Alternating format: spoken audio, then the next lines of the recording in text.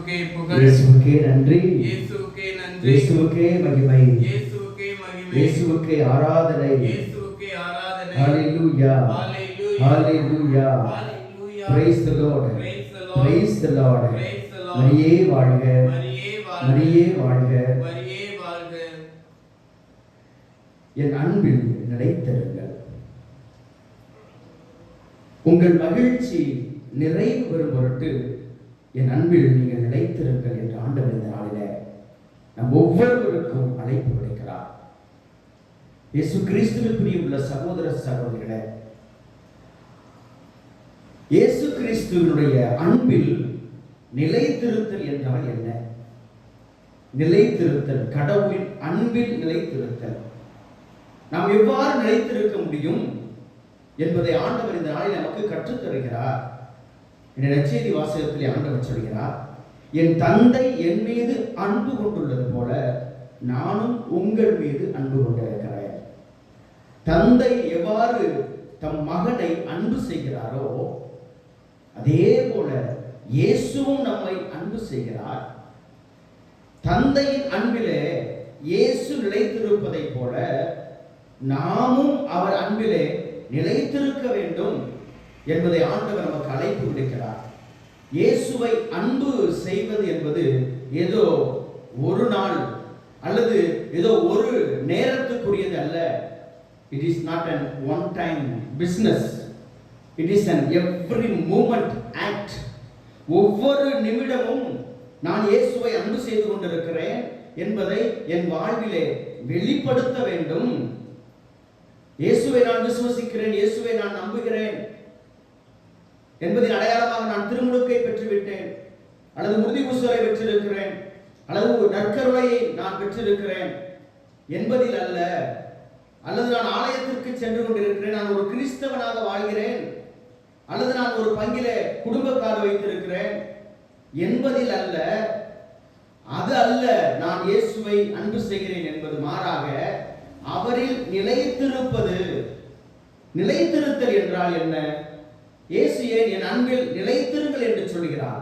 என்னை அன்பு செய்யுங்கள் என்று அவர் சொல்லவில்லை, என்னை அன்பு செய்யுங்கள் என்று சொல்லவில்லை.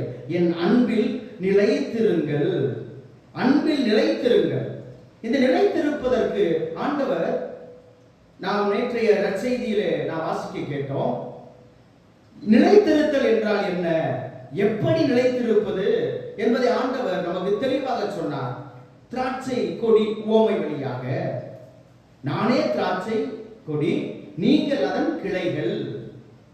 ஆக நிலைத்திருத்தல் என்பது எவ்வாறு அந்த கிளையானது கொடியோடு இணைந்திருக்கிறதோ, அது நிலைத்திருத்தல் என்பது என்றால் இணைந்திருத்தல், ஒட்டி கொண்டிருத்தல், கூடவே வாழ்தல், உறுதியாக இருத்தல், அதுதான் நிலைத்திருத்தல்.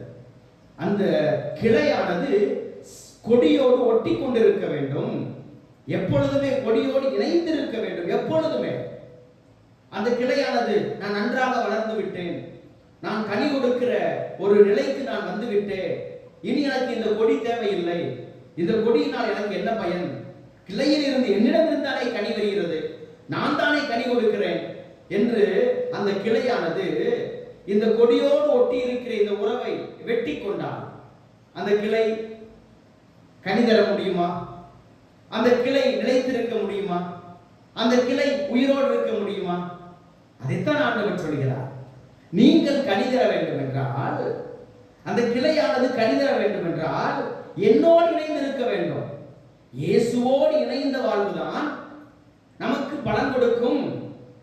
ரொம்ப பேரு சொல்வதை கேட்டிருப்போம், ஏன் நம் வாயிலிருந்து கூட வந்திருக்கோம், கடவுளை நம்பி என்ன பயனு, ஜெபிச்சு என்ன பயனு, கோயிலுக்கு போய் என்ன பயனு, ஆண்டவர் எனக்கு இப்படி பண்ணிட்டாரே, நான் ஏன் கடவுளை தேடணும், நான் ஏன் கோயிலுக்கு போகணும், என் வாழ்க்கையில எதுக்கு இப்படி நடக்குது, நான் நினைச்சது நடக்கலையே, என் வாழ்க்கையில பல்வேறு விதமான தாமதங்கள், தடைகள் வந்துகிட்டே இருக்குது, எதுக்கு, என்ன பயன் என்று கேட்கிறோமே. அன்புக்குரியவர்களே, இது நாமே நம்மை இயேசுவிடமிருந்து வெட்டி கொள்ள நாம் நினைக்கிறோம். எவ்வாறு அந்த கிளை கொடியோடு ஒட்டி இல்லாமல் பலன் தர முடியாதோ நாமும் இயேசுவோடு இணைந்திருக்கவில்லை என்றால் துன்பங்கள் வரும், துயரங்கள் வரும். கொடியோடு இணைந்திருக்கிற அந்த கிளை காற்றடித்தால் அதுவும் ஆடும். ஒருவேளை தண்ணீர் இல்லாமல் அந்த கொடியோடு ஒட்டியிருக்கிற அந்த கிளைக்கும் அது காய்ந்து போகும், அல்லது அந்த கிளையும் வெயிலினால் பட்டு போகும். அப்படியெல்லாம் சூழ்நிலை இருந்தும் இந்த கொடியோடு நான் இருப்பதால் தான் எனக்கு இந்த நிலைமை என்று அந்த கிளை தன்னையே வெட்டி கொண்டால் என்னாகும்? அப்படியே செத்துவிடும், ஒன்றுமில்லாமல் போய்விடும். ஆக நாம் அவரோடு இணைந்திருக்கிற பொழுதுதான் நாம் வாழ்வோம், உயிரோடு இருப்போம், பலன் தருவோம், கனி தருவோம். அவரை விட்டு நாம் வெட்டி தூர விலகி போவதில் அல்ல. விலகி போனால் நமக்கு வாழ்வு இல்லை, தூர போனால் நமக்கு வாழ்வு இல்லை. அவரை மறந்து விட்டு நமக்கு வாழ்க்கை இல்லை. இறை பிரசன்னம் இல்லாமல், இறை உறவு இல்லாமல் நம்மால் வாழவே முடியாது. இயேசுவோடு இணையாத வாழ்வு ஒரு வாழ்வு அல்ல, பலன் தராத வாழ்வு அல்ல, கனி தராத வாழ்வு அல்ல. இன்னும் எப்ப நடக்கும்? இன்னும் எத்தனை நாள்? அன்புக்குரியவர்களே, கனி கொடுக்கிற அந்த அளவுக்கு அந்த கிளை பக்குவப்படும் வரை காத்திருக்க வேண்டும், காத்திருக்க வேண்டும். கனி கொடுத்தாலும் கனி கொடுத்த பின்பும் அந்த கிளை இணைந்துதான் இருக்க வேண்டும். கனி வந்து விட்டதே, நான் கனி கொடுக்க ஆரம்பித்து விட்டனே என்று அந்த கிளை தன்னையே வெட்டி கொள்ள முடியாது. அப்பொழுதும் அந்த கிளை வெட்டி கொள்ள முடியாது. அந்த கொடியிலிருந்து பிரிந்து போக முடியாது. என் வாழ்க்கை நல்லாச்சு, கடவுளின் ஆசை வச்சுட்டாரு அப்படின்னு கடவுளை எத்தனை பேர் மறந்து விடுகிறோம்? எத்தனை பேர் கடவுளை விட்டு பிரிந்து விடுகிறோம்? கடவுள் செய்த நன்மை நினைத்து அவர்களிடமிருந்து நான் பெற்றுக்கொண்ட ஆசீர்வாதங்களுக்கு பின் எத்தனை பேர் கடவுளை மறந்து விடுகிறோம்? எத்தனை பேர் கடவுளுக்கு நன்றி செலுத்த நாம் தவறி விடுகிறோம்? அன்புக்குரியவர்களே, அவரோடு இணைந்திருத்தல், அதான் நிலைத்திருத்தல் என்பது எப்பொழுதுமே ஒட்டி கொண்டிருத்தல், இணைந்திருத்தல், அதுதான் நிலைத்திருத்தல். இயேசுவின் அன்பில் எத்தனை துன்பங்கள், துயரங்கள், வேதனைகள், சோதனைகள், தடைகள், அவமானங்கள் வந்தாலும், எத்தனை பிரச்சனைகள் வந்தாலும் ஒட்டி கொண்டிருத்தல், இணைந்திருத்தல், கூடவே இருத்தல். அதுதான் ஆண்டவர் சொல்கிறார், இணைந்திருத்தல், நிலைத்திருத்தல். அப்படி நிலைத்திருக்க வேண்டும் என்றால் நாம் ஒரு சில காரியங்களை செய்துதான் ஆக வேண்டும். அவர் விரும்புவதை செய்துதான் ஆக வேண்டும். அவர் நினைப்பது போல நாம் வாழ்ந்துதான் ஆக வேண்டும். அப்ப நான் தந்தையின் அன்பில் நிலைத்திருக்கிறேன். எப்படி நிலைத்திருக்கிறேன்? ஆண்டவர் சொல்றாரு பாருங்க, நான் எப்படி நிலைத்திருக்கிறேன்? ஆண்டவர் சொல்றாரு அடுத்த வசனத்துல, என் தந்தையின் கட்டளைகளை கடைபிடித்து அவரது அன்பில் நிலைத்திருப்பது போல. அப்ப இயேசுவோடு இணைந்திருக்கணும்னா, அவரோடு இணைந்திருக்கணும்னா, அவரோடு ஒன்றாக இருக்கணும்னா நம்ம என்ன செய்யணும்? இயேசுவை போல இருக்கணும். இயேசு என்ன செய்தார்? தந்தையின் கட்டளைகளை கடைபிடித்தார். இயேசு தந்தை தனக்கு கொடுத்த கட்டளைகளை கடைபிடித்தார். அன்புக்குரியவர்களே, கட்டளைகளை கடைபிடிக்காமல், அவருடைய கட்டளைகளை கடைபிடிக்காமல் நாம் அவரது அன்பில் நிலைத்திருக்க முடியாது. ஒரு குடும்பம் என்றால் அந்த குடும்பத்திற்கென்று ஒரு சில கட்டுப்பாடுகள் இருக்கும், ஒரு சில கட்டுக்கோப்புகள் இருக்கும், சட்டங்கள் இருக்கும், திட்டங்கள் இருக்கும். எத்தனை பேர் வீட்டில் கேட்டுக்கிறோம், என் பேச்ச நீ கேட்கல, இனிமே என் வீட்டில் இருக்காத, என் சொல்லுபடி நடக்கல, இனிமே இந்த இடத்துல இந்த வீட்டில் உனக்கு இடம் இல்லை, இனிமே உனக்கு எனக்கு உறவு இல்லை என்று எத்தனை தந்தை, எத்தனை தாய், எத்தனை பெற்றோர்கள் சொல்லி இருப்பாங்க. ஏன் சொல்றாங்க? காரணம், இந்த வீட்டில் இருக்கணும்னா, இந்த வீட்டில் நீ இருக்கணும்னா நீ இப்படித்தான் வாழ வேண்டும், என் பேச்சை கேட்டுத்தான் வாழ வேண்டும். இதுதான் இந்த குடும்பத்தினுடைய நியதி, இதுதான் இந்த குடும்பத்தினுடைய சட்டம், இதுதான் ஒழுங்குமுறை. அப்ப என் பேச்சை கேட்காத நீ எதுக்கு இந்த வீட்டில் இருக்கணும், வீட்டை விட்டு போ என்று எத்தனை பெற்றோர்கள் சொல்லுவதை கேட்டு இருக்கிறோம். அப்ப அந்த வீட்டில், அந்த குடும்பத்தில், அந்த குடும்பத்தில் நாம் நிலைத்திருக்க வேண்டும் என்றால், ஒரு அலுவலகத்தில் அல்லது ஒரு பணியில, ஒரு வேலையில நாம் நிலைத்திருக்க வேண்டும் என்றால் அங்க இருக்கிற சட்டங்கள், திட்டங்களை கடைபிடித்து தானே ஆக வேண்டும். எனக்கு இந்த வேலை, நான் படிச்சேன், எனக்கு இந்த வேலை கிடைச்சிச்சு என்று நாம் பெருமைப்பட்டுக் கொண்டு நான் படிச்சதுனால வேலை கிடைச்சிச்சு அப்படின்னு நாம் சார்ந்து இருக்கிற அந்த அலுவலகத்திலோ அல்லது நாம் பணி செய்கின்ற அந்த இடத்திலோ அதனுடைய சட்டங்களுக்கும் கட்டுப்பாடுகளுக்கும் நாம் கீழ்ப்படியாமல் இருந்தால் அந்த இடத்துல நாம் வேலை செய்ய முடியுமா? அந்த இடத்துல நாம் நிற்க முடியுமா? முடியாதே. அதே போலதான் அன்புக்குரியவர்களே, கடவுள் கட்டளைகளை கடைபிடிக்காமல், அவருடைய வார்த்தைகளை கடைபிடிக்காமல் நாம் அவரது அன்பில் நிலைத்திருக்க முடியாது.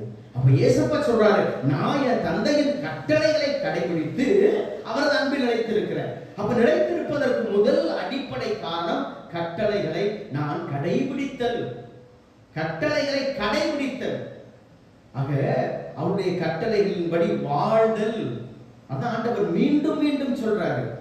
ஆன்மீகம் என்பது வாழ்தல், செயல்படுதல். அன்புக்குரியவர்களே, செயல்படாத நிலை அல்ல. It is not passive. It is not passive. ஆன்மீகம் என்பது spirituality is not passive. Spirituality is an active. செயல்பட வேண்டும். செயல்படுங்கள், செயலிலே காட்டுங்கள். செயலிலே காட்ட வேண்டும். செயலிலே காட்டப்படாத ஆன்மீகம், விசுவாசம் செத்தது, பயனற்றது, பொருளற்றது. யாக்கோபு சொல்கிறாரே, செயலற்ற பயனற்ற நம்பிக்கை, செயலற்ற நம்பிக்கை பயனற்றது, செயலற்ற விசுவாசம் செத்த விசுவாசம். அப்ப ஆண்டவர் சொல்றாரு, நான் என் தந்தையின் கட்டளைகளை கடைபிடித்து அவரது அன்பில் நிலைத்திருப்பது போல நீங்களும் என் கட்டளைகளை கடைபிடித்து என் அன்பில் நிலைத்திருங்கள். அப்ப இயேசுவோடு இணைந்திருக்க, நிலைத்திருப்பது என்பது முதலிலே கட்டளைகளை கடைபிடித்தல். கட்டளைகளை கடைபிடித்தல். அதான் ஆண்டவர் சொல்றாரு, நீங்களும் என் கட்டளைகளை கடைபிடித்தால் என் அன்பில் நிலைத்திருப்பீர்கள். என் அன்பில் நீங்கள் நிலைத்திருப்பீர்கள். அப்ப கட்டளைகளை கடைபிடித்தல் தான் அவருடைய அன்பில் நாம் நிலைத்திருப்பது. அவருடைய அன்பில் நிலைத்திருப்பது. அவருடைய அன்பில் நிலைத்திருப்பதுடைய முதல் அடித்தளமே கட்டளைகளை கடைபிடிப்பது. Praise Lord, praise the Lord, praise the Lord. யோவான் நற்செய்தி 14வது அதிகாரம் 19-20 வசனங்களை நாம் வாசிக்க கேட்போம்.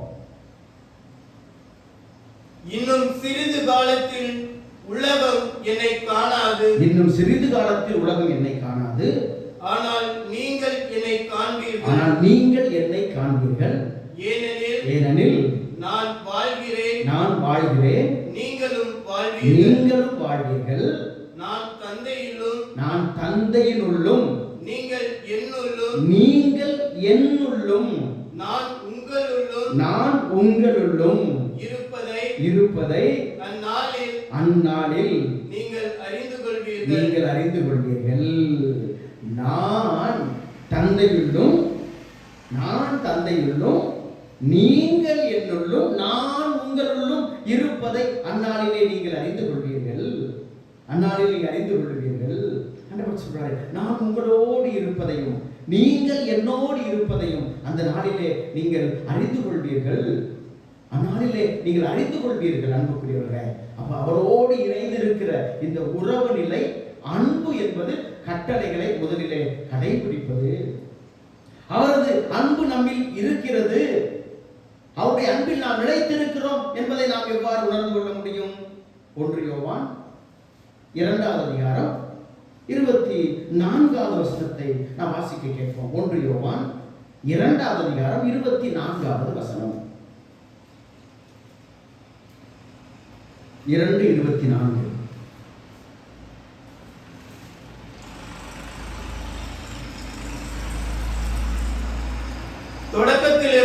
தொடக்கத்திலிருந்து நீங்கள் கேட்டறிந்தது உங்களுக்கு நிலைத்திருக்கட்டும். உங்களுக்குள் நிலைத்திருக்கு. தொடக்கத்திலிருந்து நீங்கள் கேட்டறிந்தது உங்களுக்குள் நிலைத்திருக்கட்டும். தொடக்கத்திலிருந்து நீங்கள் கேட்டறிந்தது உங்களுள் நிலைத்திருந்தால் நீங்கள் மகனுடனும் தந்தையுடனும் இணைந்திருப்பீர்கள். Praise the Lord. Praise the Lord. Praise the Lord. Praise the Lord. Praise the Lord. Praise the Lord. தொடக்கத்திலிருந்து நீங்கள் கேட்டறிந்ததை நீ உங்களுள் நிலைத்திருக்கிறது என்றால் நீங்கள் மகனோடும் தந்தையோடும் நீங்கள் இணைந்து இருப்பீர்கள். தொடர்ந்து அந்த 1 யோவான் 3வது அதிகாரம் 24வது வசனத்தை நாம் வாசிக்க கேட்போம். கடவுளுடைய கட்டளைகளை கடைபிடிப்பவர் அவரோடு இணைந்திருக்கிறார். அப்ப கடவுளுடைய கட்டளைகளை கடைபிடிப்போர் அவரோடு இணைந்திருக்கிறார்.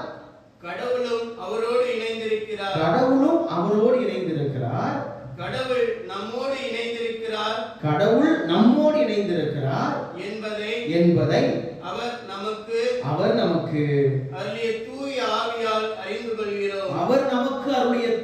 ஆவியால் அறிந்து கொள்கிறோம். அப்ப கடவுள் என்னோடு இருக்கிறார், நான் அவரோடு நிலைத்திருக்கிறேன் என்பதை நான் அறிந்து கொள்வது எவ்வாறு? அவர் கொடுத்த தூய ஆவியினால் நாம் அறிந்து கொள்கிறோம். அன்புக்குரியவர்களே, இந்த தூய ஆவியானவர் தான் நம்மை இந்த அன்பிலே நிலைத்திருக்க செய்கிறார். இந்த ஆவியாருடைய பிரசன்னம் நமக்குள் இருக்கிற இந்த பிரசன்னம் தான் நம்மை அந்த ஆவியின் அபிஷேகத்திலே நிலைத்திருக்க செய்கிறது. அன்புக்குரியவர்களே, இந்த ஆவியுடைய உறவு, இந்த ஆவியின் பிரசன்னம், தூய ஆவிதான் நம்மை இயேசு கிறிஸ்துவோடும் தந்தையோடும் நிலைத்திருக்க செய்கிறார். தொடர்ந்து வாசிப்போம். 1 யோவான் 4வது அதிகாரம் 13வது வசனம். அவர் தமது ஆவியை நமக்கு அருளியதால் நாம் அவரோடு இணைந்திருக்கிறோம் எனவும் அவர் நம்மிடம் இணைந்திருக்கிறார் எனவும் அறிந்து கொள்கிறோம். வாசிப்போம் 15, 16. தந்தை தம் மகனை உலகிற்கு மீட்பராக அனுப்பினார் என்பதை நாங்களே கண்டறிந்தோம், சான்று பகிர்கிறோம். இயேசுவே இறைமகன் என ஏற்று அறிக்கையிடுவோரோடு கடவுள் இணைந்திருக்கிறார். அவரும் கடவுளோடு இணைந்திருக்கிறார். கடவுள் நம்மிடம் கொண்டுள்ள அன்பை அறிந்துள்ளோம். அதை நம்புகிறோம். கடவுள் அன்பாய் இருக்கிறார். Praise the Lord. Hallelujah. ஒன்று, அவருடைய கட்டளைகளை கடைபிடித்தல். இரண்டாவதாக, அந்த அன்பை நாம் அறிக்கையிடுதல். இயேசு கிறிஸ்துவை ஆண்டவர் என அறிக்கையிடுவோர் தந்தையில் அன்பிலே நிலைத்திருக்கிறார்கள், தந்தை அவருள் நிலைத்திருக்கிறார் என்பதை இந்த உலகம் அறிந்து கொள்ளும். நான் பெற்றுக்கொண்ட இந்த அன்பை, நான் இணைந்திருக்கிற இந்த அன்பை நான் அறிவிக்க வேண்டும். அப்பொழுதுதான் அந்த இணைந்திருத்தலுடைய அந்த மகிமையை, மேன்மையை எல்லோரும் தெரிந்து கொள்வார்கள். இயேசு கிறிஸ்துவை ஆண்டவர் என அறிக்கையிடுகிறவர் எல்லோரும் தந்தையோடு இணைந்திருக்கிறார்கள், தந்தை அவரோடு இருக்கிறார் என்பதை இந்த உலகம் அறிந்து கொள்ளும். நாம் அவருடைய கட்டளைகளை கடைபிடித்து அவரிலே நாம் வாழ்கிற பொழுது நாம் அவர் அன்பிலே நிலைத்திருக்கிறோம். அவரது அன்பிலே நாம் நிலைத்திருந்தால் நம் வாழ்க்கையில என்ன கிடைக்கும்? எவ்வாறு அந்த கிளையானது கொடியோடு நிலைத்திருக்கிற பொழுது, இணைந்திருக்கிற பொழுது என்ன நடக்கிறது? அந்த கிளையிலே கனிகள், அந்த கிளை பலன் தருகிறது. அப்ப நான் தந்தையோடும் இயேசுவோடும் இணைந்திருந்து அந்த அன்பிலே நிலைத்திருக்கிற பொழுது, கட்டளைகளை கடைபிடித்து வாழ்கிற பொழுது ஆண்டவர் சொல்றாரு, என் மகிழ்ச்சி உங்களுள் இருக்கவும் உங்கள் மகிழ்ச்சி நிறைவு பெறவுமே. இவற்றை சொன்னேன். அப்ப நாம் இணைந்திருந்தால், நிலைத்திருந்தால் என்கிட்ட இருக்கிற மகிழ்ச்சி நிறைவாகும். உங்கள் மகிழ்ச்சி, உங்க வாழ்க்கை, உங்க சந்தோஷம் நிறைவுக்கு வரணும். ஏதோ உங்க சந்தோஷம் அன்னன்னைக்குரிய சந்தோஷம் இல்ல. உங்க சந்தோஷம் என்றென்றைக்கும் நிலைத்திருக்கிற சந்தோஷம், நிறைவான சந்தோஷம், முடிவுறாத சந்தோஷம், நிலையான சந்தோஷம், நிலையான மகிழ்ச்சி. அப்ப உங்க வாழ்க்கையில இருக்கிற மகிழ்ச்சி நிறைவு பெற வேண்டும். எப்படி ஒரு பிடித்த உணவை உண்றோம், அப்படியே சந்தோஷமாகுது. சாப்பிட்ட பிறகு அவ்வளவுதான், நாக்குல இருந்து உள்ள போன பிறகு அவ்வளவுதான், அந்த சந்தோஷம் அதோட முடிஞ்சிருது. ஒரு இடத்துக்கு போறோம், அந்த இடத்துக்கு போறோம், பார்க்கிறோம், நல்லா ஆடுறோம், பாடுறோம், அந்த இடத்துக்கு வந்த பிறகு அவ்வளவுதான், அந்த நாளுக்குரிய சந்தோஷம் வேறு. ஆனால் கடவுளின் அன்பில் நிலைத்திருப்பது அப்படி அல்ல. அது நிறைவு பெறணும். நான் அனுபவித்த, நான் சுவைத்த, நான் பார்த்த இந்த அன்பு, இந்த மகிழ்ச்சி நிறைவு நிறைவு நிறைவு பெற வேண்டும். அன்றோடு, ஒரு நாளோடு அல்லது ஒரு குறிப்பிட்ட நேரத்தோடு முடிந்து விடக்கூடாது, நிறைவு பெற வேண்டும். ஆண்டவர் சொல்றாரு, என் அன்பில் நீங்கள் நிலைத்திருந்தால் உங்கள் மகிழ்ச்சி நிறைவு பெறும். உங்க மகிழ்ச்சியை, உங்க சந்தோஷத்தை யாரும் எடுத்து விட முடியாது. அதை நீங்க இழக்க மாட்டீங்க.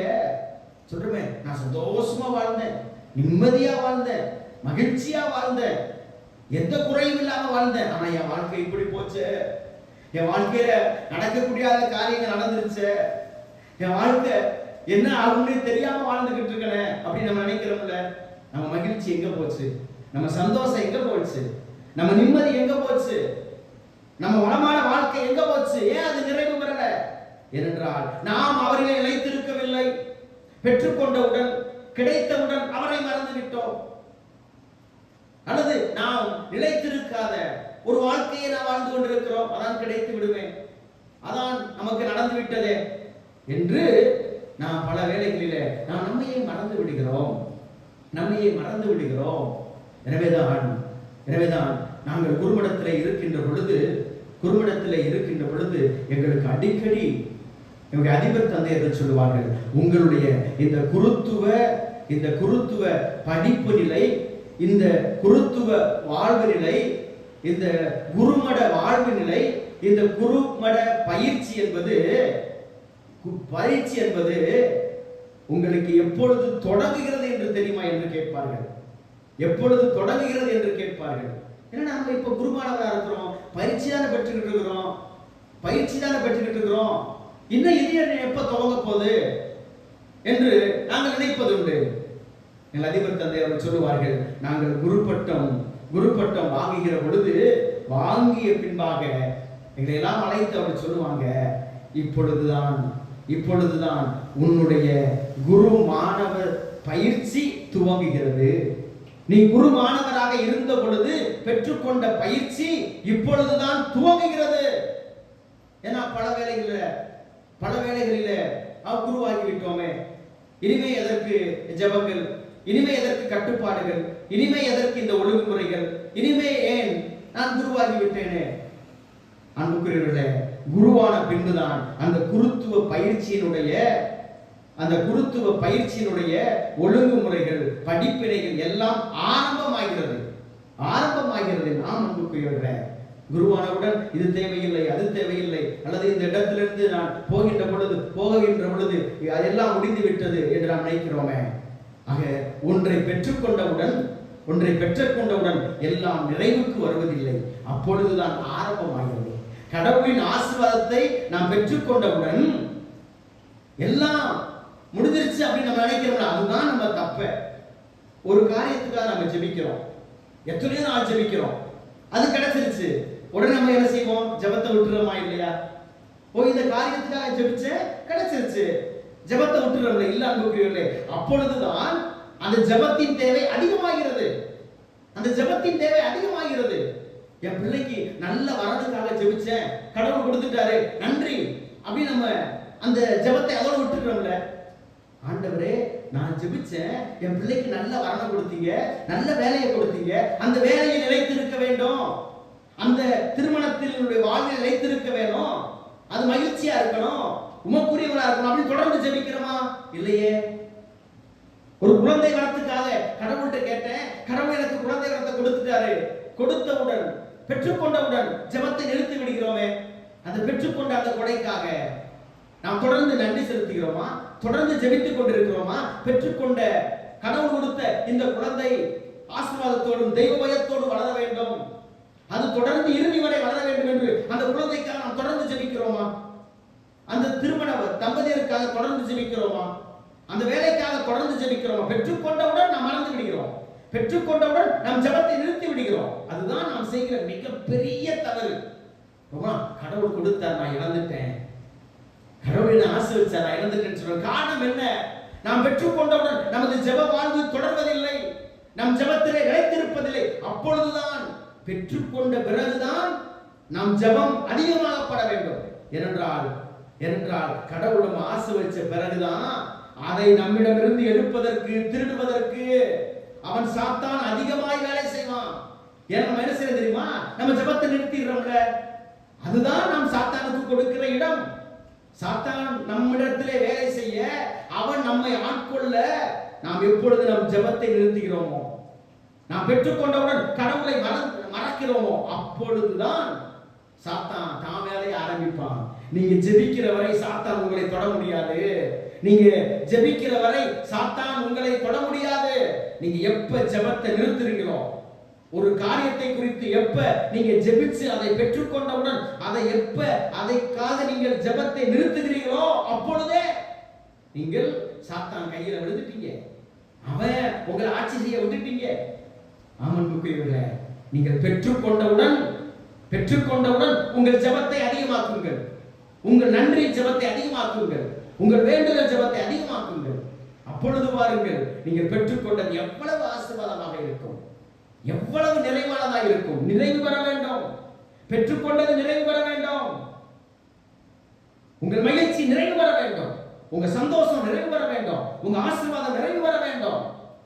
பெற்றுக்கொண்டு விட்டேன் என்பதை குறித்து நீங்கள் ஒருபோதும் நிலைத்து விடாதீர்கள், நின்று விடாதீர்கள். எத்தனை குடும்பங்களிலே பிரச்சனைக்கு மேல் பிரச்சனை, நல்லா இருந்த குடும்பங்கள், மகிழ்ச்சியா இருந்த குடும்பங்கள், ஒற்றுமையா இருந்த குடும்பங்கள், புனிதமாய் இருந்த குடும்பங்கள், எத்தனை குடும்பங்கள் சீரழிந்து கொண்டிருக்கின்றன. எத்தனை குடும்பங்களிலே கணவன் மனைவிக்கிடையே, பெற்றோர் பிள்ளைகளுக்கிடையே, அண்ணன் தம்பிகளுக்கிடையே, அக்கா தங்கைகளுக்கிடையே எவ்வளவு எவ்வளவு எவ்வளவு பிரச்சனைகளுக்கு மேல் பிரச்சனை. காரணம் என்ன? எப்பொழுது ஜெப வாழ்வு, எப்பொழுது குடும்ப ஜெப வாழ்வு நிறுத்தப்படுகிறதோ, தடைபடுகிறதோ, அப்பொழுது உங்கள் குடும்பத்திற்குள்ளே நீங்கள் சாத்தானை அனுமதித்து விட்டீர்கள். அந்த ஆசீர்வாதத்திற்கான தடையை நீங்களே அனுமதித்து விட்டீர்கள். அது நிறைவு பெறவில்லை, அது நிலைத்திருக்கவில்லை. எனவே ஒன்றை புரிந்து கொள்ளுங்கள், அவரிலே நிலைத்திருக்கிறோம், ஆனால் அவரிலே நாம் அவரை அன்பு செய்கிறோம், ஆனால் அந்த அன்பிலே நிலைத்திருப்பதில்லை. அதுதான் பிரச்சனை. கடவுளை அன்பு செய்கிறோம், அன்பு செய்து அவருக்காக ஏதேதோ காரியங்களை செய்கிறோம், பெற்றுக்கொண்டவுடன் கிடைத்தவுடன் மறந்து விடுகிறோம், நிலைத்திருப்பதில்லை. கனி வந்தவுடன் ஒரு பூ பூத்திருச்சு, இனிமே கண்டிப்பாக இந்த பூவிலிருந்து காய் வந்துதான் ஆகும், இந்த காய் கனியாகத்தான் மாறும் என்று தைரியத்துல, திமிருல அந்த கிளை தன்னிடம் தன் கொடியிலிருந்து வெட்டி கொண்டால் அவ்வளவுதான், முடிஞ்சு போச்சு. எனவே நான் பலன் கொடுக்க ஆரம்பித்து விட்டேன், கடவுள் எனக்கு எல்லாத்தையும் கொடுத்துட்டாரு, கடவுள்கிட்ட கேட்டது கிடைச்சிருச்சு, இனிமே எனக்கு என்ன கவலை அப்படின்னு அவரை மறந்த வாழ்வு வீணாய் போய்விடும், பாழாய் போய்விடும். அப்ப நாம் பெற்றுக்கொண்டது நிறைவு பெற வேண்டும். இன்னைக்கு நினைச்சு பாருங்க, நீங்க பெற்றுக்கொண்டதிலே நிறைவு பெற்றிருக்கிறீர்களா, அல்லது பெற்றுக்கொண்டதை நீங்கள் இழந்து போயிருக்கிறீர்களா? அன்புக்குரியவர்களே, அவர் எல்லோரையும் அன்பு செய்கிறவர், இந்த முதல் வாசகத்துல வாசிக்க கேட்டமே, புறவினத்தார் மீது ஆவியானவர் இறங்கியது, அதை குறித்து இடரல். ஏன்னா யூத மதத்திலிருந்து வந்தவங்க இன்னும் அந்த யூத சட்டங்களையே பிடிச்சுக்கிட்டு அவங்கள போல எல்லாம் மாறணும், அவங்க சட்டத்தின்படி இயேசு கிறிஸ்துவை பின்பற்றவங்க, கிறிஸ்தவர்களா மாறவங்க இவங்க சட்டத்துக்கு மாறணும் என்று நினைத்தார்கள். அது அல்ல திரு அவை. திரு அவைக்கு பெயர் கத்தோலிக்க திரு அவை. It is a Catholic church. கத்தோலிக்க திரு அவை. கத்தோலிக்கம் என்றால் என்ன? எல்லோரையும் உள்ளடக்கியது. It is inclusive of everyone. எல்லோரையும், ஜாதி, மதம், இனம், மொழி, கலாச்சாரம், நிறம், பண்பாடு எல்லாவற்றையும் கடந்து எல்லோரையும் உள்ளடக்கியது. இந்த கத்தோலிக்க திருவை யுனிவர்சல் சர்ச், எல்லோருக்குமானது. எனவேதான் கத்தோலிக்க திருவை என்று நாம் அழைக்கிறோம். எதற்காக? கத்தோலிக்க திருவை என்பது புனிதர்களுக்கும் உரியது, பாவிகளுக்கும் உரியது. நல்லவர்களுக்கும் உரியது, கெட்டவர்களுக்கும் உரியது, உயர்ந்தவர்களுக்கும் உரியது, தாழ்ந்தவர்களுக்கும் உரியது, பெரியவர்களுக்கும் உரியது, சிறியவர்களுக்கும் உரியது, பணம் படைத்தவர்களுக்கும் உரியது, ஏழைகளுக்கும் உரியது, புறக்கணிக்கப்பட்டவர்களுக்கும் உரியது, அடிமைகளுக்கும் உரியது, நோய்வாய்ப்பட்டவர்களுக்கும் உரியது, அனாதைகளுக்கும் உரியது, அல்லல்படியவர்களுக்கும் உரியது, ஆண்களுக்கும் உரியது, பெண்களுக்கும் உரியது, எல்லோரையும் உள்ளடக்கியது. மூன்றாம் நிலை பாலினத்தவருக்கும் உரியது. அன்புக்குரியவர்களே, எல்லோருக்கும் உரியது. எனவேதான் இதற்கு பெயர் கத்தோலிக்க திரு அவை. ஆவியானவர் எவ்வளவு தூய பேதுருவை நம் முதல் திருத்தந்தையை எவ்வளவு வழிநடத்தி இருக்கிறார், முதல் திருத்துதலை எவ்வளவு வழிநடத்தி இருக்கிறார் பாருங்கள். பேதுரு, யாக்கோபு, பவுல், பர்னபா எப்படி கடவுளுடைய அந்த வார்த்தையின் மீது நம்பிக்கை கொண்டிருக்கிறாங்க. அப்ப இந்த கத்தோலிக்க திரு அவை என்பது எல்லோரையும் உள்ளடக்கி ஒவ்வொருவரும் உள்ள வரும் பொழுது அவங்க பண்பாட அவங்க வழிய பின்பற்றி கடவுளை வழிபட்டுக்கலாம். நீங்க வந்துட்டீங்க, அதுக்காக மாறணும். அதுதான் இன்னைக்கு இந்த உலகத்தில் இருக்கிற கத்தோலிக்க திரு அவைக்கும் மற்றவங்களுக்கு இருக்கிற பிரச்சனை என்ன தெரியுமா? கத்தோலிக்க திரு, அதாவது கிறிஸ்தவத்துக்குள்ள வந்துட்டீங்க, எனவே நீங்க உங்க பண்பாடு, உங்களுடைய கலாச்சாரம், உங்களுடைய வழிமுறை எல்லாம் நீங்க விட்டுறணும். எத்தனை பேர் இந்த சப்பரம் தூக்குறத, கொடியேற்றதை பத்தி எத்தனை பேர் தப்பா பேசுறாங்க? எத்தனை பேர் இந்த ஆராய்ச்சி எடுத்தல், வரவேற்பை பத்தி தவறா பேசுறாங்க? அவங்களுக்கு என்ன நினைப்பு? நீங்க கிறிஸ்துவுக்குள்ள வந்துட்டீங்க, கத்தோலிக்க திருச்சபைக்குள்ள வந்துட்டீங்க, நீங்க கடவுளை பின்பற்றிட்டீங்க, எனவே உங்களுடைய பண்பாடு, எனவே உங்களுடைய கலாச்சாரத்தை நீங்க விட்டுணும். இதுதான் ஆதி கிறிஸ்துவ அவர்கள் நினைச்சாங்க. இல்ல நீங்க இங்க வந்தீங்கன்னா நீங்க விருப்ப செய்யணும். அது அவர்கள் பண்பாடு இல்லையே. அது அவர்கள் பண்பாடு இல்லை. ஏன் பண்பாடு என்ன? நான் ஒரு தமிழ் குடியில, மூத்த குடியில, ஒரு தமிழ் கலாச்சாரத்தில் நான் பிறந்திருக்கிறேன். என் கலாச்சாரம் என்பது என்ன? பொட்டு வைப்பது, பூ வைப்பது, என் கலாச்சாரம் நகைகளை அணிந்து கொள்வது. எனவே கிறிஸ்தவனாய் மாறியதற்காக பொட்டை எடுக்கிறது, நகை போடாம இருக்கிறது. எவ்வளவு பைத்தியக்காரத்தனம் அன்புக்குரியவர்களே, பாருங்க எவ்வளவு பைத்தியக்காரத்தனம். பூ இல்லாம பொட்டு இல்லாம அலைந்து பாருங்க எத்தனை பேர். இதுல வேற கடவுளுடைய மீட்பை பெற்றோம் அப்படின்ட்டு வெள்ளச்சேலையை கட்டிக்கிட்டு பேய் மாதிரி சுத்துதுங்க. வெள்ளச்சேலை, இது என்ன கொடுமை? நம் தமிழ் கலாச்சாரம் அல்லது நமது இந்திய கலாச்சாரம் வெள்ளச்சேலை யாரு கொடுப்பாங்க? கணவனை இழந்தவர்களுக்கு, விதவைகளுக்கு. இன்னைக்கு அதெல்லாம் மாறி போச்சு. ஆனால் கிறிஸ்துவை பின்பற்ற ஒரு சில குரூப் வெள்ளச்சேலை கட்டிட்டு தெரியுது, வெள்ளைக்கு வேலை போட்டு தெரியுது. கேட்டா மீட்கப்பட்டவர்களாம். பைத்தியக்காரத்தனம், முட்டாள்தனம். அன்புக்குரியவர்களே, எவ்வளவு கிறிஸ்துவுக்குள் வந்துவிட்ட இந்துக்கள் மாதிரியே அவங்க தானே சப்பரம் தூக்குவாங்க, அவங்க தானே கொடி ஏற்றுவாங்க, அவங்க தானே ஆராய்ச்சி எடுப்பாங்க. எல்லாம் முட்டாள்தனம். இது என் கலாச்சாரம், இது என் தமிழ் கலாச்சாரம். வருகின்றவரை நான் வரவேற்பது என்பது என் கலாச்சாரம். கிறிஸ்துவுக்குள் வந்துவிட்டேன் என்பதற்காக என் கலாச்சாரத்தை நான் மாற்றுவதற்காக கடவுள் விரும்பவில்லை. என் கலாச்சாரத்தின் அடிப்படையிலே நான் கடவுளை புகழ வேண்டும், கடவுளை வழிபட வேண்டும். அதுதான்.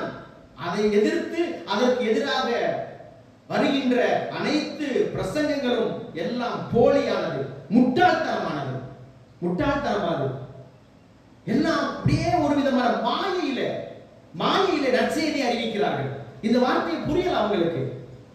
இன்னும் ஒரு சிலர் என்றால் இந்த ஆவிக்குரிய இந்த கூட்டங்கள், இந்த ஆவிக்குரிய ஜெபங்கள் நடத்துகிறவர்கள் இன்னும் ரொம்ப மோசம். கடவுளுக்குள்ள வந்துட்டவே, ஆவிக்குள்ள வந்துட்டவே. எதுக்கு இந்த அன்புக்குரியவர்களே, கலாச்சாரங்கள் இல்லாமல் நீங்கள் இல்லை, பண்பாடுகள் இல்லாமல் உங்களுடைய ஆன்மீகம் இல்லை. அப்ப அன்னைக்கு புறவினத்தாலையும் நீங்க விருத்த சேவை செய்து கொண்டு நீங்க சொல்லணும், செஞ்சாதான் நீங்க கிறிஸ்தவங்க அப்படின்னு சொல்லியிருந்தாங்கன்னா புறவினத்தார் மாறி இருப்பாங்களா? அது இல்ல. உங்கள் உடலிலே, உங்களுடைய கலாச்சாரத்திலே நீங்கள் மாறுகின்ற மாற்றம் அல்ல, மாறாக நீங்கள் பெற்றுக்கொண்ட ஆவியின் அடையாளம் தான் நீங்கள் கிறிஸ்தவர் என்பதை வெளிப்படுத்துகிறது. உங்க கலாச்சாரம் இல்ல, நீங்க வழிபடுகிற வாழ்க்கை இல்ல. ஏன் கிறிஸ்தவர்கள் கோலம் போடலாமா? கிறிஸ்தவர்கள் பொங்கல் வைக்கலாமா? கிறிஸ்தவர்கள் இதை கொண்டாடலாமா, அதை கொண்டாடலாம்? ஆம், அது என் கலாச்சாரம், அது என் பண்பாடு, அது என் வாழ்க்கை முறை. நான் அதிலும் கிறிஸ்துவை கொண்டாடுகிறேனே. பொங்கல் வைக்கின்ற பொழுது என்னுடைய என்னுடைய நினைவில என்ன வருகிறது? கத்தோலிக்க திருவை எனக்கு என்ன கற்றுக் கொடுக்கிறது? எவ்வாறு யூதர்கள், இஸ்ராயல் மக்கள் முதல் பலனை ஆண்டவருக்கு படைத்து அறுவடை திருநாள் கொண்டாடினார்களோ அதே அறுவடை திருநாள். எனவே என் கலாச்சாரத்திற்கு நான் இறை வார்த்தையின் ஒளியிலே நான் அதை வாழ நினைக்கிறேன். அன்புக்குரியவர்களே, இந்த கலாச்சாரம், இந்த பண்பாடு நமக்கு தேவை.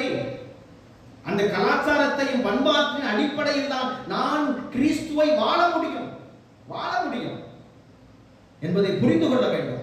எனவே இந்த புரொட்டஸ்டன்ட் அல்லது இந்த பிற சபையினர் உங்களை போட்டு குழப்பறதை நினைச்சுக்கிட்டு நீங்க ரொம்ப அப்படியே வேதனைப்படாதீங்க. ஈவன் ஒரு சில கத்தோலிக்க திரு அவையில் கூட எத்தனையோ குருக்கள், எத்தனையோ கன்னியர்கள் இதை குறித்து தவறான பிரசங்கங்கள், தவறான போதனைகள் இதெல்லாம் சாத்தானுக்குரியது. கொடி ஏற்றுவது சாத்தானுக்குரியது, சப்பரம் தூக்குவது சாத்தானுக்குரியது, பொட்டு வைப்பது சாத்தானுக்குரியது, பூ வைப்பது சாத்தானுக்குரியது, பொங்கல் கொண்டாடுவது சாத்தானுக்குரியது, இந்த விழா கொண்டாடுவது சாத்தானுக்குரியது. என்ன ஒரு பைத்தியகாரத்தன பிரசங்கங்கள்! நாமும் அதை நம்பிக்கொண்டு தானே இருக்கிறோம். இந்த உடையை போட்டுக்கொள்ள வேண்டும், அந்த உடையை போட்டுக்கொள்ள வேண்டும், அப்படி இருக்க வேண்டும், இப்படி இருக்கு, இந்த உணவை சாப்பிடக்கூடாது, அந்த உணவை சாப்பிடக்கூடாது. எல்லாம் பைத்தியக்காரத்தன முட்டாள்தனமான ஆன்மீகம். அன்புக்குரியவர்களே, இன்னைக்கு கத்தோலிக்க திருவள்ளுவர் எல்லோரையும் உள்ளடக்கியது. ஏன் கலாச்சாரம், ஏன் பண்பாடு, என்னுடைய உடைநிலைகள், அப்படித்தான் நான் கிறிஸ்துவை அறிவிக்க முடியும். ஏன் நம் நாட்டிலே எத்தனை புனிதர்கள் வெளிநாட்டில் இருந்து இந்த நம் நாட்டிற்கு, ஐரோப்பிய தேசத்தில் நம் நாட்டிற்கு வந்த புனிதர்கள் எப்படி மாறிக்கிட்டாங்க? அருளானந்தருடைய உடை என்ன? வீரபாகுடிவரின் உடை என்ன உடையை மாற்றிக்கொண்டார்கள்? இங்கு வந்தபின் அவர்கள் தங்கள் உடையை மாற்றிக்கொண்டார்கள். இந்த கலாச்சார, தமிழ் கலாச்சாரத்திற்கு, இந்திய கலாச்சாரத்திற்கு அவர்கள் தங்களையே மாற்றிக்கொண்டார்கள். வீரபாகுடிவர் அன்னை மரியாதை எப்படி வெளிப்படுத்தினார்? அன்னை மரியாதைக்கு சேலை கட்டி, அன்னை மரியாதைக்கு அவர் பொட்டு வைத்து, பூ வைத்து, கடுக்கான் போட்டு, மூக்கத்தி குத்தி, தொங்கட்டம் போட்டு, காதணிகள் போட்டு, கழுத்துல செயின் போட்டு அன்னை மரியாதை அவர் வெளிப்படுத்தவில்லையா? கைகளில் வளையல் போட்டு. ஏன்? அதுதான் கிறிஸ்தவம். தங்கள் உடைகளை மாற்றிக்கொண்டார்களே. எதற்காக? வெளிநாட்டுல எல்லா குருக்களும் அணிய வேண்டியது கருப்பு நிற உடை. இந்தியாவிற்கு வந்தவர்கள் மாற்றிக்கொண்டார்களே. ஏன்? ஏனென்றால் இந்திய கலாச்சாரத்திலே, தமிழக கலாச்சாரத்திலே இந்த கருப்பு என்பது அது இறப்பின் அடையாளம். எனவே அந்த சென்டிமெண்டை மாத்திட்டாங்களே, வெள்ளை அணிஞ்சுக்கிட்டாங்களே. அன்புக்குரியவர்களே, உணர்ந்து கொள்ள வேண்டும். இன்னும் பல்வேறு விதமான தவறான, தப்பான, முட்டாள்தனமான, மூடத்தனமான போதனைகளுக்கு நீங்கள் செவி கொடுக்காதீர்கள். நல்லா புரிஞ்சுக்கங்க. அது யாராக இருந்தாலும் சரி, எவ்வளவு பெரிய அபிஷேகம் பெற்றவர்கள் என்று சொன்னாலும் சரி, எவ்வளவு அற்புதங்கள் செய்தாலும் சரி, கத்தோலிக்க திரு அவை என்பது எல்லோரையும் உள்ளடக்கியது. எல்லா கலாச்சாரம், எல்லா பண்பாடு, எல்லா வழிபாட்டு முறைகளையும் உள்ளடக்கியது. எதற்கும் எதிரானது அல்ல. பேதுரு தெளிவா சொல்றாரு, யாக்கோபு தெளிவா சொல்றாரு.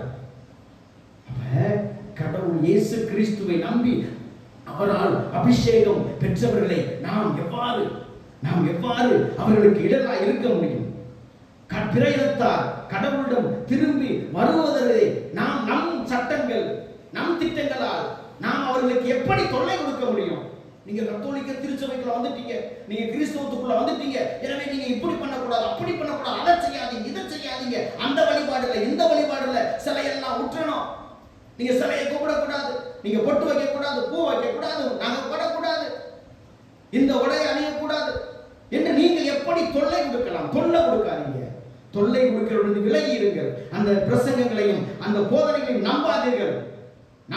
அது யாராக இருந்தாலும் சரி, ஈவன் கத்தோலிக்க திருவை இருந்தாலும் சரி, குருக்கள் கன்னியருடைய போதனையா இருந்தாலும் சரி. இன்னைக்கெல்லாம் எத்தனையோ கன்னியர்கள் வேதனையாக இருக்குது. எத்தனையோ கன்னியர்கள். அதோட என்ன கொடுமைனா, இன்னும் அவர்கள் கத்தோலிக்க திருவையிலே பெற்றுக்கொண்ட அந்த உடையை போட்டுக்கொண்டு, பெரிய சிலுவையை தங்களுடைய கழுத்திலே தொங்க போட்டுக்கொண்டு, கத்தோலிக்க திருவைக்கு எதிராக அவர்கள் எவ்வாறு வாய் கூசாமல் வாய் கூசாமல், கடவுளுடைய வார்த்தைக்கு எதிராக வாய் கூசாமல் எப்படி அவர்கள் போதிக்க முடியும்? கடவுள் அவர்கள் பார்த்து கேள்வி கேட்க மாட்டாரா? கொஞ்சம் கூட மனச்சாட்சி இல்லாமல் எத்தனை பேர் இன்று போதிக்கிறார்கள், எத்தனை பேர் இன்று போதிக்கிறார்கள். அன்புக்குரியவர்களே, ஒன்று நினைத்துக் கொள்ளுங்கள், கடவுள் திருத்தூதர்களுக்கான அதிகாரத்தை கொடுத்தார். போதிக்கிற அதிகாரம் திருத்தூதர்களுக்கு கொடுக்கப்பட்டது. அவர்கள் யார் மீது கை வைத்தால் ஜெபித்தார்களோ, நற்செய்தி அறிவிக்க திருத்தூதர்கள் கை வைத்து ஜெபித்து அனுப்பினார்கள், அதிகாரம் கொடுத்து அனுப்பினார்கள். அவர்கள் மீது ஆவியானவர் இறங்கியது. எடுத்தவனெல்லாம் படித்தவனெல்லாம் என்று சொல்வார்களே, எதற்கெடுத்தாலும் கொஞ்சம் ஒரு வார்த்தையை படிச்சுக்கிட்டு, கொஞ்சம் ஒரு 10 வார்த்தை மனப்பாடம் பண்ணிக்கிட்டு, நற்செய்தி அறிவிக்கிறேன், நான் தான் அபிஷேகம் பெற்றேன் என்று எத்தனையோ எத்தனை கள்ள போதனைகள் இன்று கத்தோலிக்க திரு அவையின் போர்வையால் வந்துகிட்டு இருக்குது. போர்வையால் வந்துகிட்டு இருக்கு. கத்தோலிக்க திரு அவையுடைய உடைகள், கத்தோலிக்க திருவையுடைய அடையாளங்களை போட்டுக்கிட்டு இன்னைக்கு எத்தனையோ பேர் கத்தோலிக்க திருவைக்கு எதிராய், இறை வார்த்தைக்கு எதிராய், நற்செய்திக்கு எதிராய் கள்ள போதனைகள் செய்து கொண்டிருக்கிறார்கள். அவர்களே நம்ம நம்பிக்கிட்டு இருக்கிறோம். இன்னைக்கு அவங்க பிரசங்கம் தான் வாட்ஸ்அப்ல திருப்பி திருப்பி திருப்பி திருப்பி வந்துகிட்டு இருக்குது. சாத்தான் செய்கிற வேலை இதெல்லாம், சாத்தான் செய்கிற வேலை. ஒரு வாட்ஸ்அப் குரூப்ல பார்த்தா ஒரு 4 கன்னியர்கள் கத்தோலிக்க திருவையின் இந்த கன்னியர்களுடைய உடையை அணிந்து கொண்டு, சிலுவையை போட்டுக்கொண்டு, கத்தோலிக்க திருவைக்கு எதிராய், பைபிளுக்கு எதிராக, கத்தோலிக்க திருவையுடைய இந்த தமிழுடைய கலாச்சாரத்துக்கு எவ்வளவு மோசமான கேடுகட்ட பொய்யான பிரசங்கங்கள். அதை ஒரு சிலர் ஒவ்வொரு நாளும் 4-5 பிரசங்கங்களை வாட்ஸ்அப்ல. அப்ப என்ன நீங்க மக்களுக்கு கொடுக்கிறீங்க? தவறான வழியில நீங்கள் நடத்துகிறீர்கள். நினைத்துக் கொள்ளுங்கள், கடவுளுடைய வார்த்தை என்பதற்காக எல்லாம் போதிப்பதை நம்பாதீங்க. கடவுளுடைய வார்த்தை போதிக்கிறார் அப்படி எல்லோரும் போதிப்பதை நீங்கள் நம்பாதீங்க, எல்லோரையும் நம்பாதீங்க. ஆண்டவர் சொன்னார்ல, ஆடுகளிடையே ஓநாய்கள் இருக்கும். ஆடுகளிடையே, அப்ப ஆடுகளை போல ஓநாய்கள் போத்தி கொண்டு வரும். ஓநாய்களை கண்டுகொள்ள நீங்கள் கடவுளின் வார்த்தையிலே நினைத்திருங்கள். கத்தோலிக்க திரு அவையினுடைய இந்த படிப்பினையிலே நினைத்திருங்கள். ஓநாய்களை கண்டுகொள்ளுங்கள். கத்தோலிக்க திரு அவை எல்லோருக்கும் உரியது, எல்லோரையும் உள்ளடக்கியது. எல்லா கலாச்சாரம், எல்லா பண்பாடு, எல்லா விதமான மத அடையாளங்களையும் உள்ளடக்கியது என்பதை மறந்துவிட வேண்டாம். எனவே இறைவனுடைய ஆவியானவரிலே நாம் வழிநடத்தப்படுவோம். அந்த ஆவி நமக்குள் நிலைத்திருந்தால், அந்த ஆவியினுடைய பிரசன்னம் தான் நாம் இயேசுவில் நிலைத்திருக்கிறேன் என்பதற்குரிய உண்மையான அடையாளமாக இருக்கும் என்பதை உணர்ந்தவர்களாக அவர் கட்டளைகளை கடைபிடிப்போம், அவரது அன்பில் நிலைத்திருப்போம். அப்பொழுது நம் மகிழ்ச்சி நிறைவு பெறும் என்பதை தொடர்ந்து உணர்ந்தவர்களாக இந்த திருப்பலியிலே பங்கு பெறுவோம். இறைவன் நம் ஒவ்வொருவரையும் ஆசீர்வதிப்பாராக.